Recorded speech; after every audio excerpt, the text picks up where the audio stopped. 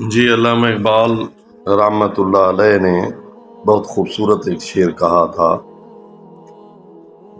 ان دونوں واقعات کے حوالے سے، اسماعیل کی قربانی اور حضرت امام صلی اللہ علیہ وسلم کی قربانی کے حوالے سے فرماتے ہیں، کتنی سادہ و رنگین ہے داستان حرم، کتنی سادہ و رنگین ہے داستان حرم، ابتدا جس کی اسماعیل ہے انتہا حسین ہے۔ کیا خوبصورت تعبیر ہے علامہ کی، اور اتنے خوبصورت پیرائے میں سادہ بھی ہے رنگین بھی ہے، ٹھیک ہے نا، اور دونوں کو ربط دیا ہے کہ ایک ہی ایک سلسلہ ہے امتحانات کا، اور ہم تک اللہ تعالیٰ اپنے اولیاء کے ذریعے اپنا میسج پہنچانا چاہتا ہے، پیغام پہنچانا چاہتا ہے، تو کتنا خوبصورت ہے۔